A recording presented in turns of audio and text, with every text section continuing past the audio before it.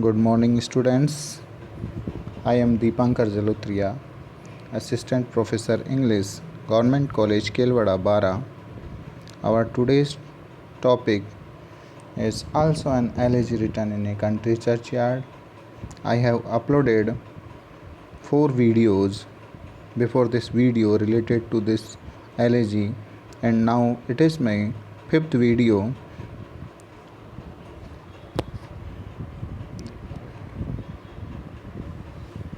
Far from the madding crowd, ignoble strife, their sober wishes never learned to stray along the cool, sequestered vale of life. They kept the noiseless tenor of their way. तो ये जो present stanza है, इसमें कवि कहना चाहता है कि far from the madding crowd's ignoble strife, their sober wishes never learn to stray. जो पुअर फोर फादर्स हैं, रस्टिक पुअर फोर फादर्स हैं, उसके बारे में बता रहा है कवि थॉमस ग्रे कि ये जो देहाती कंट्रीमैन हैं, पुअर विलेजर्स हैं, वो मैडिंग क्राउड से दूर थे, बिल्कुल फार अवे थे. Their sober wishes never learn to stray, और उनकी जो विशेष हैं कभी भी इधर उधर नहीं भटकी, यानी मेटलिस्टिक लाइफ से, भौतिकवादी संसार से बहुत दूर थे. इस कारण से उन्होंने एक ऑब्सक्योर जीवन व्यतीत किया, और उनकी जो ज़िंदगी है वो सिटी ड्वेलर्स की तुलना में बहुत ही ज़्यादा अच्छी रही, और उन्होंने कभी भी पश्चाताप नहीं किया कि हमने इस तरीके से पुअर कंडीशन में अपना टाइम व्यतीत कर दिया गया है. क्योंकि जो सिटी का एरिया है वो वहाँ पे जनसंख्या ज़्यादा होती है, और वो अपने आप को ज़्यादा सुपीरियर समझते हैं, सोफिस्टिकेटेड समझते हैं in comparison with the country man. और उन्होंने अपना जीवन बिल्कुल कामनेस में बिता दिया. उनकी विचारों की कोई इच्छा नहीं थी, कोई डिज़ायर नहीं थी, और सिटी के एटमॉस्फेयर से बहुत बहुत बहुत दूर रहे, क्योंकि वहाँ की जो नॉइसलेस वातावरण है, हस्टल बस्टल है, उनका शिकार वो कभी भी नहीं हुए. सारी जो उनकी मेटलिस्टिक और फिज़िकल डिज़ायर्स थे उनको उन्होंने त्याग दिया, और एक पीसफुल वातावरण को, पीसफुल माइंड को उन्होंने एंजॉय किया, और उनके लाइफ में कभी इस तरीके से कोई टेंशन नहीं रही. जो नेक्स्ट स्टेंजा है, yet even those bones from insult to protect some frail memorial still erected high with uncouth rhymes and shapeless scriptures decked, implores the passing tribute of a sigh. तो ये जो stanza है, इसमें कवि कह रहा है कि जो विलेजर्स हैं, जो डेथ को प्राप्त हो गए हैं, तो जिस तरीके से सभी की मरने के बाद में इच्छा होती है कि उनको उनकी मृत्यु के उपरांत याद किया जाए, तो उनकी भी ऐसी डिज़ायर थी. तो उनके जो ग्रेव्स हैं उनका डिस्क्रिप्शन यहाँ पे दे रहा है, जो कि चर्च यार्ड के बाहर दफन हैं. तो कवि बताता है कि कोई भी, yet even these bones from insult to protect, हालांकि उनकी डेथ के बाद में उनकी इंसल्ट नहीं हो सके, तो उसको अपने आप को प्रोटेक्ट करने के लिए कुछ फ्रेल मेमोरियल्स, यानी कुछ वीक, कुछ क्षीण, जिनका कोई ज़्यादा इम्पोर्टेंस नहीं होता है, क्योंकि ज़्यादा पैसे वाले नहीं थे, तो ज़्यादा कोई बड़ा मोन्यूमेंट उनकी ग्रेव के ऊपर इंस्क्रिप्शन देखने को नहीं मिलता है. कुछ फ्रेल मेमोरियल्स हैं, कुछ हल्की फुल्की यादें हैं जो उनकी ग्रेव के ऊपर मिलती है। With uncouth rhymes and shapeless sculpture decked implores the passing tribute of a sigh. तो कुछ अनकाउथ राइम्स यानी इलिटरेट लोगों के द्वारा लिखी हुई राइम्स जो टूटी फूटी भाषा में लिखी है, और सेपलेस स्क्रिप्चर है। सेपलेस का मतलब आकृति विहीन भाषा उस इंस्क्रिप्शन के तौर पे उनकी ग्रेव के ऊपर लगी हुई है। डेक्ड का मतलब होता है डेकोरेटेड है उनसे। एम्प्लोर्स the passing tribute of a Sai, और वो एक जो राह चलते राहगीर को एक ट्रिब्यूट के लिए रिक्वेस्ट करती है कि मतलब ज़िंदगी में कभी भी मौत से नहीं डरना चाहिए और अपना जो जीवन है वो सही तरीके से व्यतीत करना चाहिए। और उनकी जो ग्रेव के ऊपर इंस्क्रिप्शन है उनके ऊपर बस उनकी केवल बर्थ ऑफ ईयर और उनकी डेथ ऑफ ईयर, डेट वगैरह, ये हल्की फुल्की कुछ यादें उनकी उस पर लिखी हुई है। जो नेक्स्ट स्टेंजा है, their name their years spelt by the unlettered muse, the place of fame and elegy supply and many a holy text around she टू that teach the rustic moralist to die.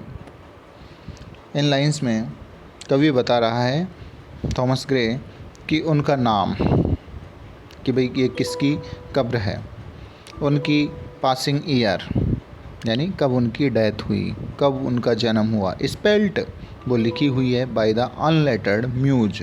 Unlettered का मतलब होता है ignorant या जो ज़्यादा पढ़े लिखे नहीं हैं, ऐसे पोइट्स जो गांव में बहुत ज़्यादा मिल जाते हैं, तो उनके द्वारा उनकी टुम के ऊपर इंस्क्रिप्शन लिखा हुआ है।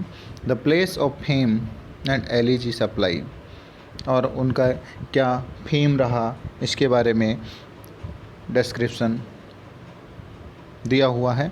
And many a holy text around she strews that teach the rustic moralist to die, और बहुत सारे ऐसे इंस्क्रिप्शन हैं जो पवित्र बाइबल के टेक्स्ट के रूप में उनकी टुम के ऊपर इंस्क्राइब हैं, जो एक रस्टिक यानी ग्राम्य रूरल मॉरलिस्ट टू डाई, जो नीतियों के ऊपर चलने वाला इंसान होता है उसको कहते हैं मॉरलिस्ट। जो भी कोई उस कब्र के ऊपर इस इंस्क्रिप्शन को पढ़ेगा तो उनको प्रेरित करेगा, वो होली टेक्स्ट की डेथ है वो सबको आती है, इसलिए डेथ से नहीं डरना चाहिए। तो ये छोटी मोटी कुछ कथन हैं वो उनकी टुम के ऊपर इंस्क्राइब किए हुए हैं, और वो इंस्पायर करते हैं गांव के लोगों को कि डेथ का सामना है वो प्रसन्नतापूर्वक करना चाहिए। For who to dumb forgetfulness से prey this pleasing anxious being ever resigned left the warm precincts of the cheerful day nor cast one longing lingering look behind. तो ये जो स्टेंजा है इसमें कवि कहता है कि जो पुअर मैन थे जो मर चुके हैं उनकी भी इच्छा थी कि भाई हमको भी याद किया जाए हमारी मृत्यु के बावजूद इस दुनिया में। तो हर किसी की ये इच्छा होती है, तमन्ना होती है कि चूँकि उनके अनुसार ये जो ज़िंदगी है, लाइफ है, उसमें बहुत सारी मुसीबतें हैं, परेशानियां हैं, लेकिन फिर भी कहा जाता है कि इस धरती से बढ़कर कोई जगह नहीं है, प्लीजेंट नहीं है। तो कोई भी इस धरती को नहीं छोड़ना चाहता। ऐसी ही कुछ तमन्नाएं उन पुअर फोर फादर्स की भी थी। सब जानते हैं कि जो मौत है वो एक अवश्यंभावी है, इनेविटेबल है, और मौत के बाद में सब कुछ भुला दिया जाता है। तो वो भी चाहते थे कि हमको याद किया जाए और इस ब्लिसफुल और प्लीजेंट एटमॉस्फेयर में वो रहना चाहते थे। इसलिए उन्होंने इस nor cast one longing lingering look behind.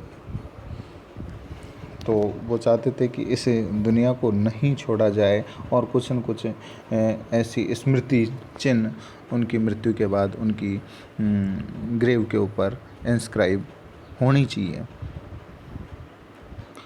Next stanza है, on some found breast the parting soul realise some pious drops of the closing eye requires even from the tomb the voice of nature cries even in our ashes live their bonded fires।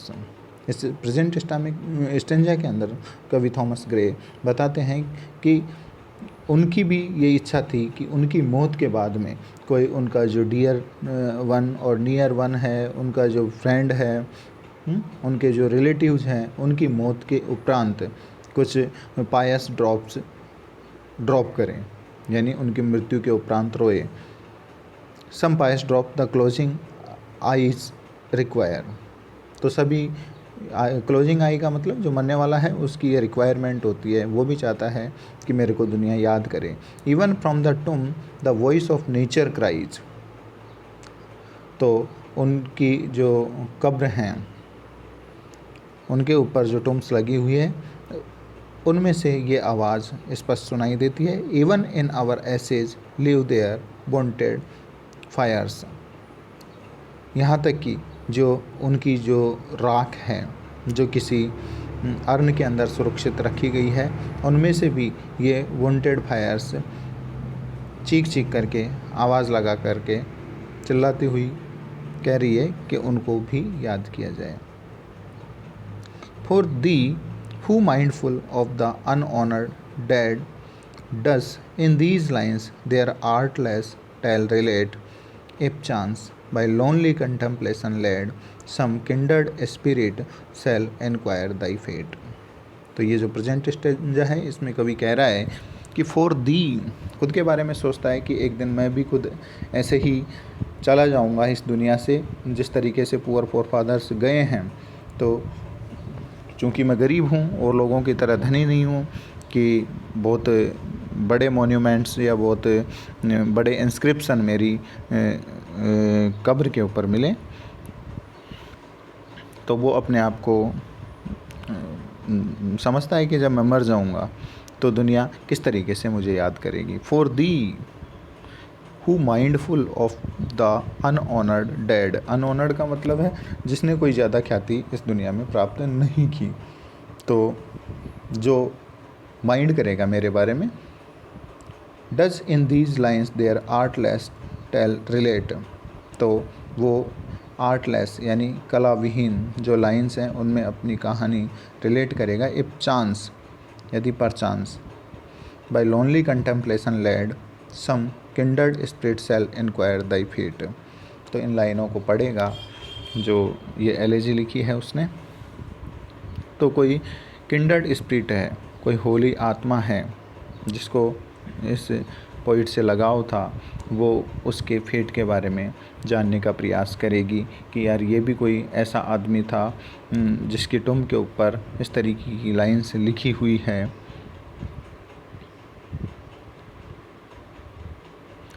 Next stanza है, haply some hoary headed swain may say oft have we seen him at the peep of dawn brushing with hasty step the dews away to meet the sun upon the upland. तो कभी सपना देख रहा है कि जब मैं मर जाऊंगा तो कोई होरी हेडेड, होरी का मतलब होता है ग्रे हेडेड यानी सफ़ेद सिर वाला, स्वैन यानी सेफर्ड में से गडरिया कहेगा कि oft have we seen him at the peep of dawn, कि यार उसको हम देखा करते थे। किसको? उस थॉमस ग्रे के बारे में कहेंगे कि हम उसको देखा करते थे at the peep of dawn, जब सूर्योदय की पहली किरण निकलती थी। डॉन का मतलब in the morning time, brushing with hasty steps, तो वो तेज़ कदमों से चलता हुआ जाता था, द ड्यूज अवे, उन ओस की बूंदों को साइड में करता हुआ, to meet the sun upon the upland lawn, जो ऊपर पास्चर बना हुआ था, मीडोज थे, लॉन था, चारागाह था, ऊपर की तरफ हिल के अप साइड में, तो वो सूर्य की तरफ जाता था उससे मिलने के लिए, क्योंकि वो नेचर का लवर था, इसलिए अक्सर उसको देखा जाता था कि आज सुबह उधर गया था वो। There at the foot of yonder nodding beech that wreathes its old fantastic roots so high, his listless length at noontide would he stretch and pour upon the brook that babbles by। तो इस stanza में बता रहा है कवि कि जो किसी से पूछा जाएगा उसके बारे में, थॉमस ग्रे के बारे में, तो जो कोई उसको जानता होगा, जो उसकी क्या हैबिट्स थी, तो वो बताने का प्रयास करेगा कि there at the foot of yonder, जो योंडर का मतलब yonder nodding beech, that wreathes of its old fantastic roots so high, तो एक बीच का जो वृक्ष है,